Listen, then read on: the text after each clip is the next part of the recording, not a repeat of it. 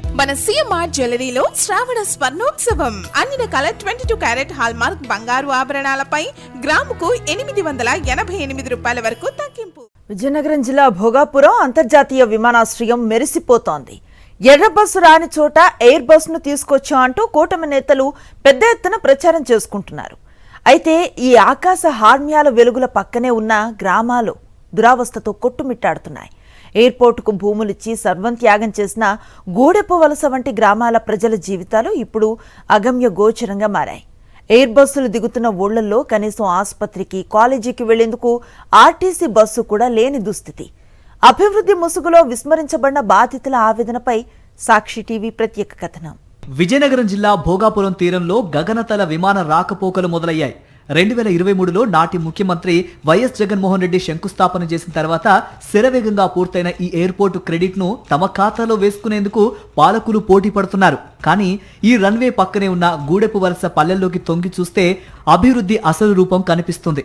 Airport నిర్మాణం కోసం తిరిగిన అతి భారీ వాహనాల ధాటికి స్థానిక రహదారులన్నీ గోతులమయమయ్యాయి.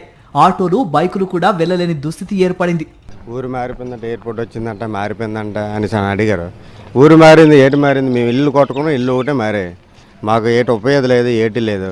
ఇక్కడ మాకు ట్యాక్స్ బోర్డులు ఉన్నాయి, వాటి గురించి పోరాడతానని ఉపయోగం కూడా లేదు. పిల్లలు చూస్తే రోడ్డు మీద ఉన్నారు, అలా వాళ్ళకి బస్సులు వేస్తామని బస్సులు కూడా లేవు. ఇటు వాళ్ళు ఆటోల గురించి వెయిట్ చేస్తున్నారు, ఆటోలు కూడా రావు. సమయానికి ఏది దొరకపోగా ఎయిర్పోర్ట్ వచ్చింది, కానీ వాళ్ళకి ఉపయోగపడింది ఎయిర్పోర్ట్ లోపలే మారింది. ఎయిర్పోర్ట్ బయట మా ఊరేటి మారిపోలేదు. ఎర్ర బస్సు రాని చోట ఎయిర్ బస్ తెచ్చామని నేతలు డబ్బా కొట్టుకుంటున్నారే తప్ప కనీస ప్రజా రవాణా సదుపాయాన్ని గాలి కుదిరేశారు. గూడెపు వలస నుంచి భోగాపురం, విజయనగరం లేదా వైజాగ్ వెళ్లడానికి ఒక్క ఆర్టీసీ బస్సు కూడా లేదు. పాఠశాల విద్యార్థులు, కాలేజీలకు వెళ్లే యువత, అత్యవసర వైద్యం కోసం వెళ్లే వృద్ధులు ఆటోల కోసం పడిగాపులు కాయాల్సి వస్తోంది.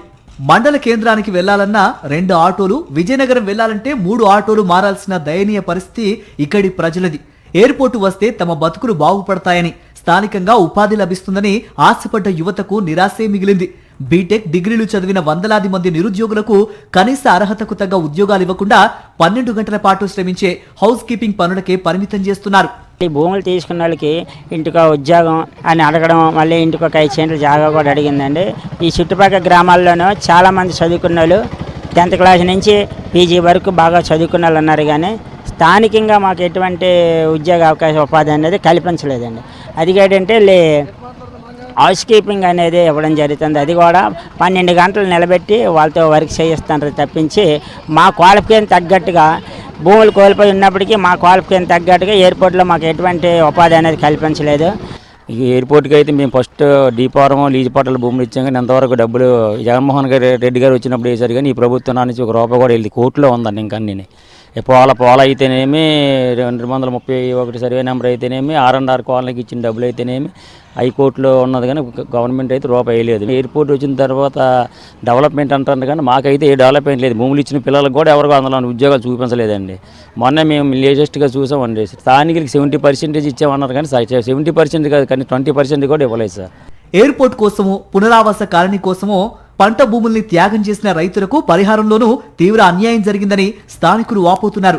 వైఎస్ఆర్సీపీ హయాంలో ఎకరానికి 35 లక్షల రూపాయల వరకు పరిహారం అందించే ప్రయత్నం జరిగితే మిగిలిన సమస్యలను పరిష్కరించడంలో ప్రస్తుత ప్రభుత్వం పూర్తిగా విఫలమైంది. భూములు కోల్పోయి, ఉపాధి లేక, సరైన రవాణా వసతులు లేక గూడెపు వలస గ్రామస్తుల జీవితాలు అగమ్య గోచరంగా మారాయి. మెరిసే రన్వేల నీడన పల్లెల ఆర్తనాదాలు పాలకులకు ఎప్పుడు వినిపిస్తాయన్నది ప్రశ్నార్థకంగా మారింది. ఈ డ్రైవింగ్ వృత్తిని నమ్ముకొని ఉన్నాం కాబట్టి ఇక్కడ మేమే సుమారుగా 200 మంది దాకా ఉన్నాము. ఇప్పుడు మాకు ఈ అవకాశాన్ని కల్పించడం మానేసి వేరే వాళ్ళకు కూడా కల్పిస్తామని అంటే దీంట్లో ఇబ్బందులు రేపు పొద్దున్న ఫ్యూచర్లో ఏమైనా గొడవలు గట్టి అయ్యే అవకాశాలు ఎక్కువ ఉన్నాయని చెప్పేసి మేము ఆలోచిస్తున్నాము. అలానే కాకుండా మెయిన్ ఎవరైతే ఇప్పుడు మా ట్యాక్సీ సోదరులు ఉన్నారో వాళ్ళందరికీ కూడా ప్రీపెయిడ్ ట్యాక్సీ అనేది ఖచ్చితంగా ఇప్పించి మా అందరికీ సహకారంగా నిలుస్తారని చెప్పి కోరుకుంటున్నాం. ఆకాశంలో ఎగిరే ఎయిర్ బస్సుల ప్రగతిని చూపిస్తూ సంబరాలు చేసుకుంటున్న పాలకులు నేలపై బతుకీడిస్తున్న ఈ సామాన్యుల కష్టాలను పట్టించుకోవటం లేదు. భూములిచ్చిన త్యాగధనులకు దక్కింది దుమ్ము ధూళి, ధ్వంసమైన రోడ్డు, అందని ఉపాధి మాత్రమే. ప్రచారాలు పక్కన పెట్టి స్థానిక యువతకు ఉపాధి కల్పించి కనీస ఆర్టీసీ బస్సు సౌకర్యాన్ని కల్పించాల్సిన బాధ్యత ప్రభుత్వంపై ఎంతైనా ఉంది.